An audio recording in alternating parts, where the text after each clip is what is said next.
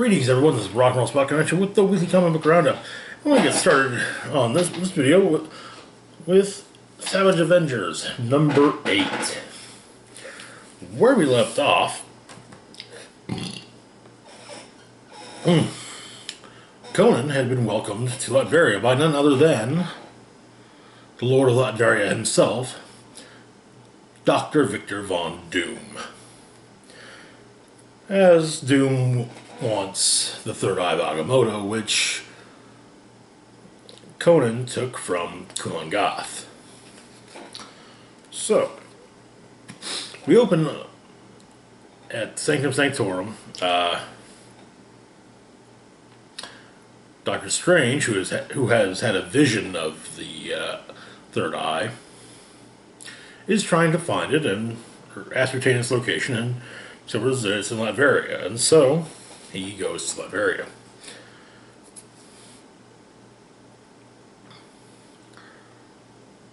Meanwhile, Conan is taking Doom up on his hospitality, and convinces Doom to remove his mask.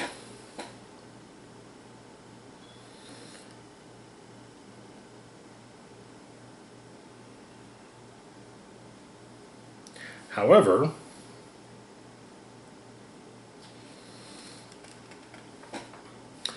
Doctor Strange arrives, and he, Doom, and Conan share information on the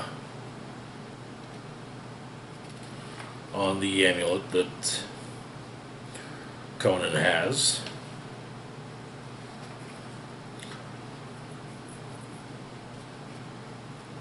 And it also, however, it turns out that a walled city appeared in the middle of the Egyptian desert. And so Strange suggests that Doom, Conan, and he journey to the city together.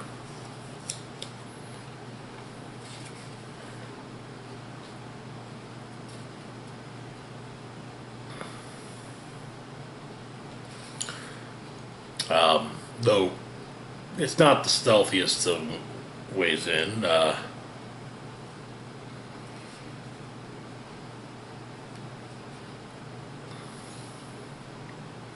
But Conan does clear the way easily for them.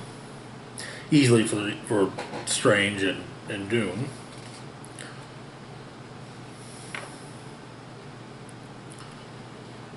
However, Doom's patience has run out, and he attacks Conan and takes the amulet for himself. Summons the Crimson Bands of Setorak to stop Strange from, well, stopping him, and then places the amulet around his neck.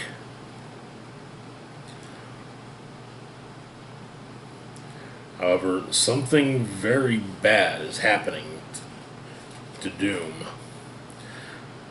And as it's happening, Conan Goth arrives, claiming to have just killed the world's most dangerous sorcerer, leaving only Goth's two old enemies, Conan and Strange.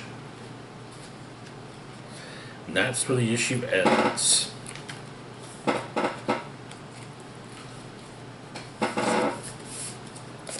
Next up, we've got Web of the Black Widow, number 4. It's too bad that there's still one more issue to go. It's too bad that the 5th issue of this isn't coming out at the same time as the, basically, this week, same time as the first trailer, but oh well. So,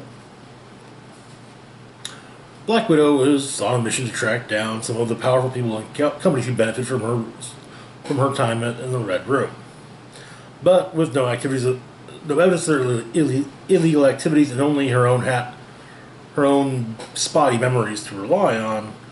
She's been having to work off the grid. However, someone is watching from the shadows and has started murdering people while appearing to be Widow herself.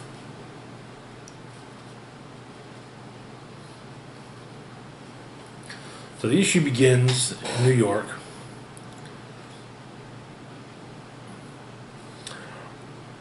Widow is injured, bleeding, and has an arrow stuck in her side.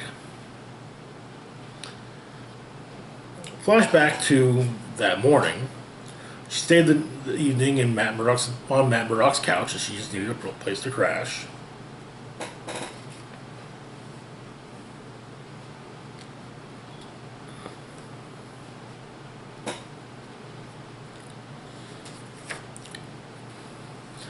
And then an hour before the beginning of the book, she runs into Hawkeye.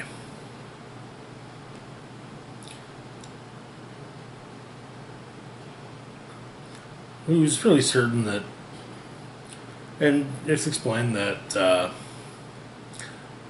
the grandmother of Olive Zolotov, who's in Manhattan to sign a big business deal, was a client of the Red Room.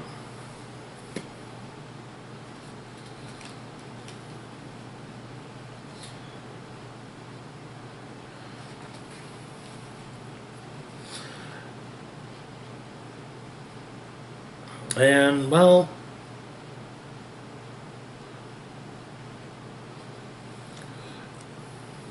Widow does at least provide the possibility that maybe someone is,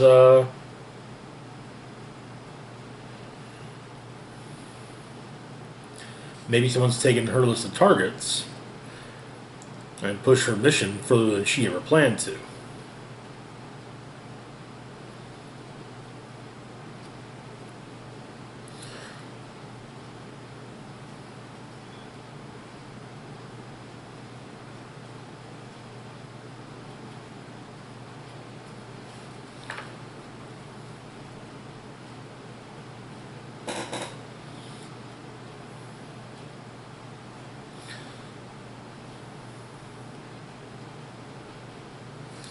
They fight a bit,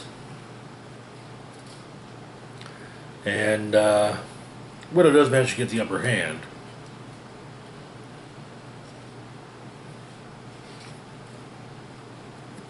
Sets herself up on a roof, watching for a target.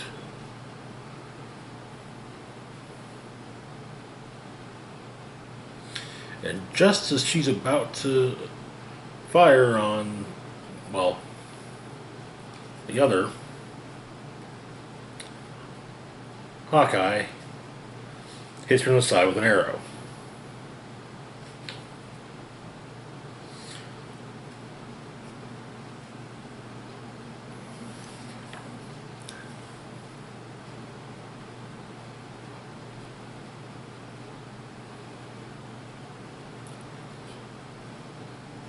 However, the woman wearing Natasha's face arrives,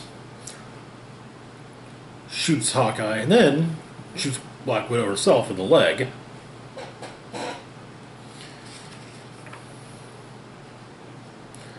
And it's a woman by the name of Anya.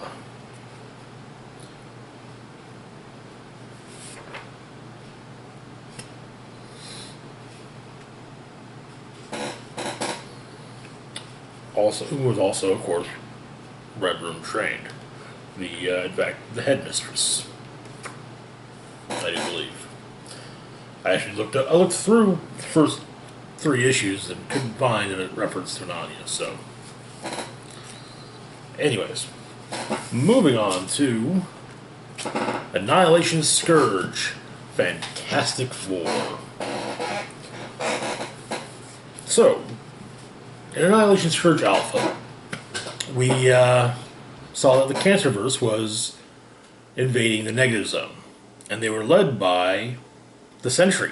Now, I was mistaken when I said that that was the Cancerverse version of the Sentry. It is actually the regular Marvel version of the Sentry. And over the course of the invasion, Nihilus took one of his ships, came to the positive universe to try and recruit Nova, which we'll catch up with that later. We begin with the Human Torch talking about how he still has nightmares about the negative zone and the time he died there. Well, times. A few years back, real time, Human Torch was seemingly sacrificed himself to save the rest of the Fantastic Four, the negative zone. Turns out that he had died over and over, died and brought back over and over again. But eventually he took over, swiping the cosmic control rod from Annihilus, and he took command of the Annihilation wave. While he's been doing this, he has also been working on a prank against the Thing. And once the Thing wakes up and chases after him, well, Mr. Fantastic and Invisible One are going to tell him, hey, there's something going on in the negative zone, and there are refugees from there, and they're terrified. So they find out what's been going on.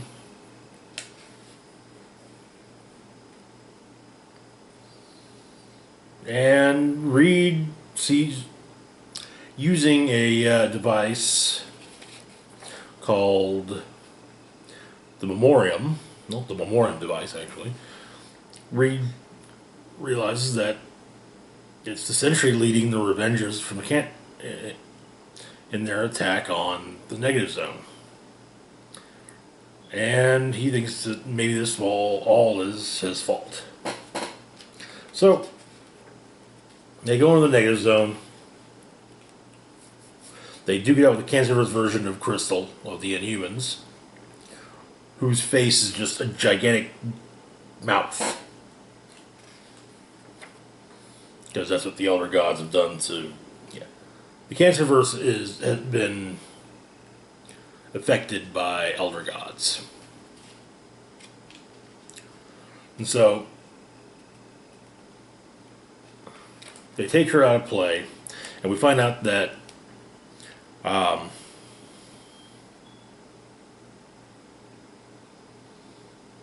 Sentry came to Reed Richards for help, asking him to find a way to set him free of the Void forever. But Reed couldn't figure out how to do it. Under the laws of our universe, it couldn't be done. But he does say, hey, there's another universe where those laws don't apply. And so he sends him to the negative zone. Hey, here.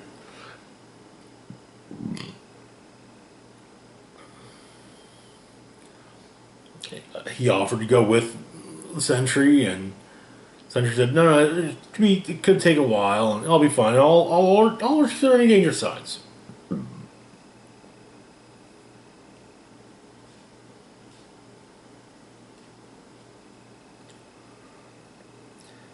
And while there, they meet the cancerous version of the Fantastic Four, the Tog Four, who are basically all attached by Mr. Fantastic. So the two FFs duke it out. The Fantastic Four briefly put on the ropes, but they do manage to, using the Memoriam device,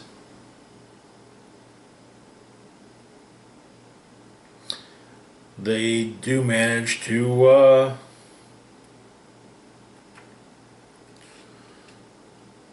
really mess with the Photogyn Four's heads and cause them descent. It leads to them eventually being killed by their own Human Torch.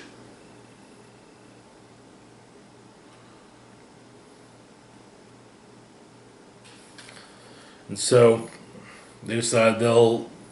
So it's said they'll lead the Johnny Storm will once again take command of the Annihilation wave and stand against the forces of the Cancerverse. That's where it all. That's where the issue ends.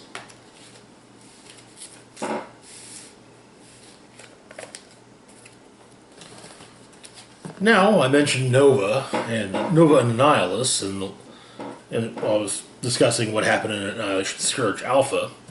So picking up on that, here's Annihilation Scourge Nova.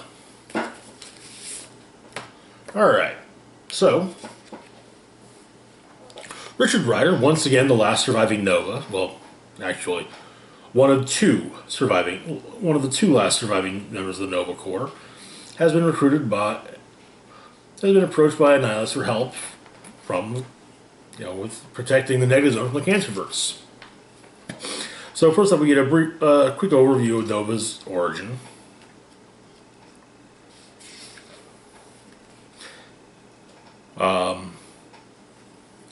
Leading up to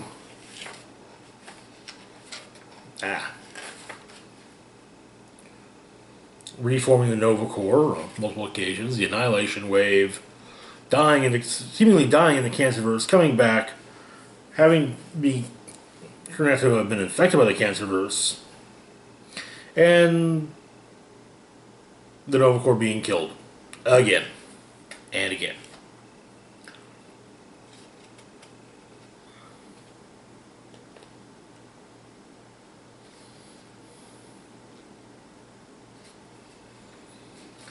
So, Nova and Annihilus take on Annihilus' crew who have been infected by the Cancerverse.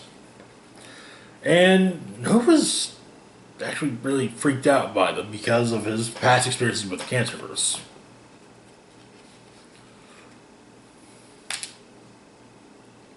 So they go to the negative zone. Well, at first, they go to Earth and go to 4 Yancey Street.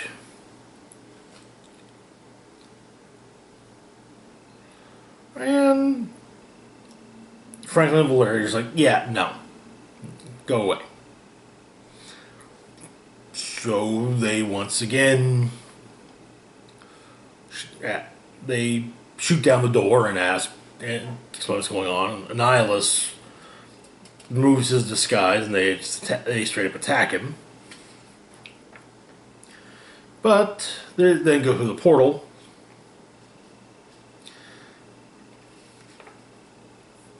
And they fight off some. Nova does some reconnaissance. And they find some survivors.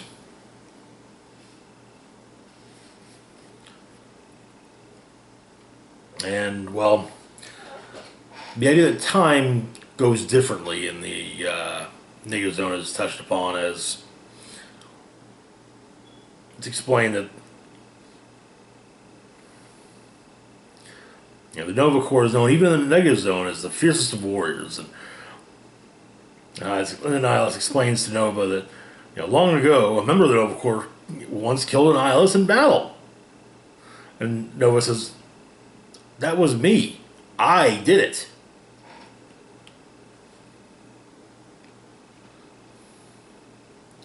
However, Annihilus doesn't believe him. In part saying that, the human that killed him was fearless and terrifying.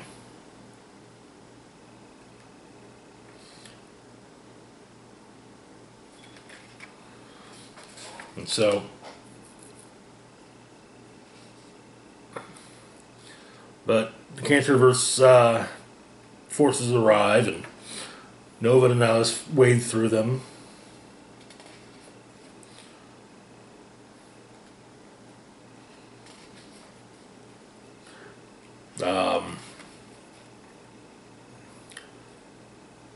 Then he runs into the Sentry, and the Sentry smacks him around like a ragdoll, and then redelivers him Avengers. But they're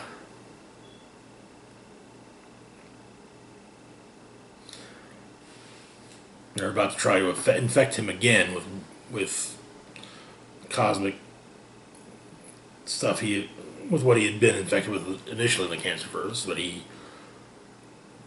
Nova runs. And so Annihilus sees Nova leaving, and he says, all right, well, we're on our own.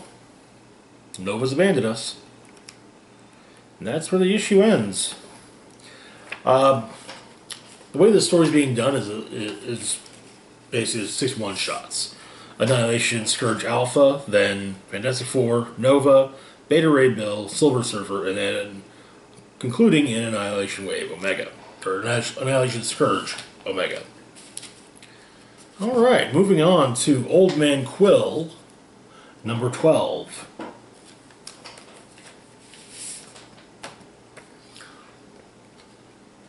Where we left off,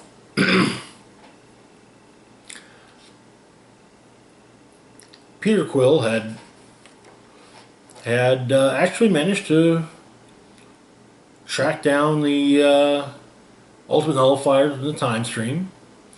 Came back to the present just before, and managed to arrive before Galactus got to Earth, only for the Nullifier to be destroyed by Doom.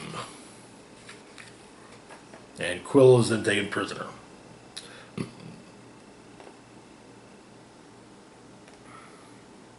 But Madame Mask, Doom, and everyone take Quill prisoner. And Vision reveals to have been playing possum after being shot with the weapon last issue by Madame Mask, and was hiding the rest of the rebels. And the fleet, the Universal Church of Truth's fleet, is now in Earth orbit. So now in the Mutant Forbidden Quarter, Star-Lord is about to be executed. And it turns out that Lord Doom had not been back in the Mutant Forbidden Quarter since the death of his beloved wife, Emma Frost. And so his execution is about to is getting broadcast. We see Spider-Woman in Fisk Lake City catching it. The woman in Paste Pot Creek who gave Quill the family gun. Kate Bishop at her sanctuary was watching. Tanya in Hammer Falls. But before he can be dropped from the gallows, well, first off, his last words ended up being "look up," and everyone does, only to see Galactus arrive. And Doom goes after Galactus, and Doom is promptly destroyed. And at the same time that's going on, the rebels show up.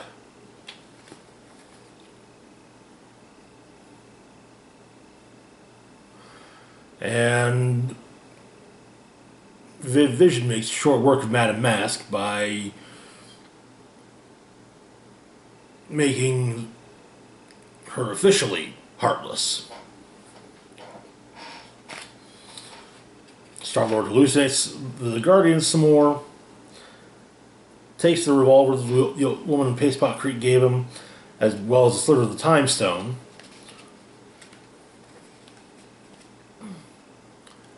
And fires a sliver at Galactus, hitting him in the head. And killing him.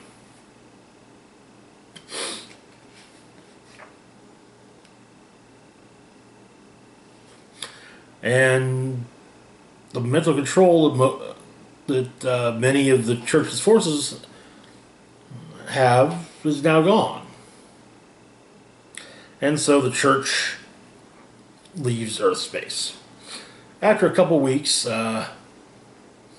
Star-Lord's cleaned up, the ship's prepared, and he explains that he's going out. He's going to go back out into space to take care of what's left of the church. Viv, as it turns out, fixes element guns. And so, once he's up in space, he contacts a few people. Beta Ray Bill, Nebula, Groot, Moondragon. I'm not sure if there's a Nova Shaman. I'm not sure if it's Sam or Richard. I think it's supposed to be Richard.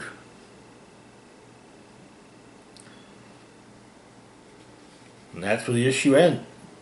As well as, I might add,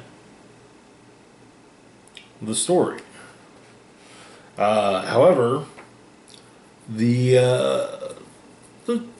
not all has been written about that alternate Earth. In fact, starting next month will be the miniseries Avengers of the Wastelands. But we'll be getting to that next month. And now for our final book of the week.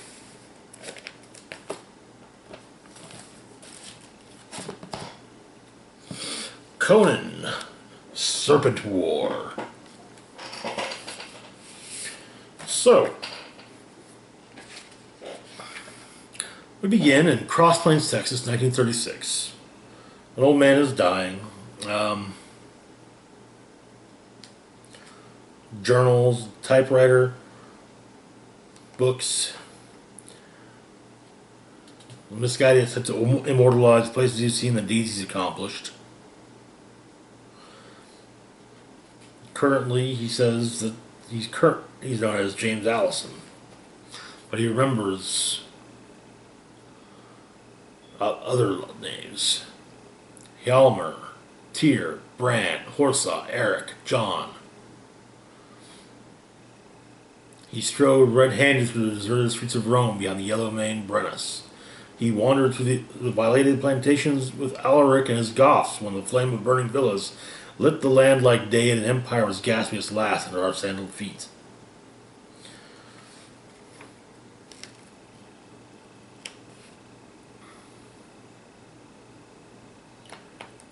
And back when he was known as Njord, he fought the serpent god Set.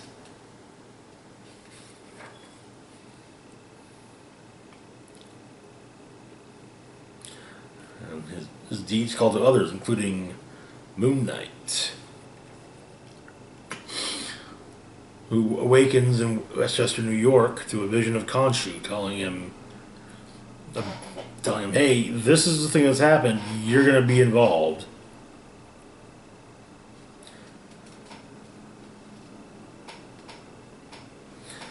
And then the Paladin, Solomon Kane, who we catch up with in 1584 in Dunbar Castle, Northumberland.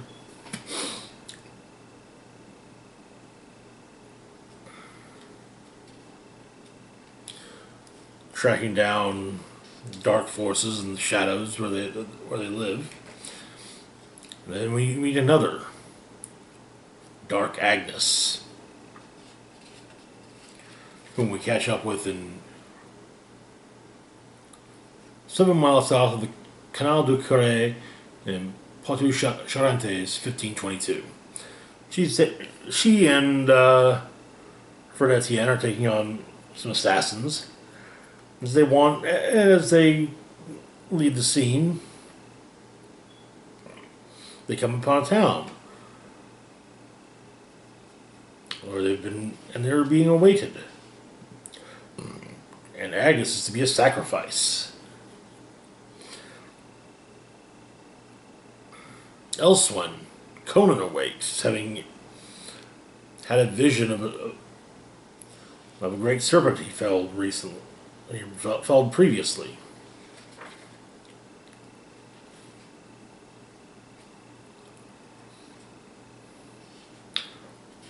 In the present, Moon Knight shows up in Cross Plains, Texas, at the home of James Allison. Discovers some people digging up Allison's grave. In Northumberland, a similar scene is unfolding with Solomon Kane. Meanwhile,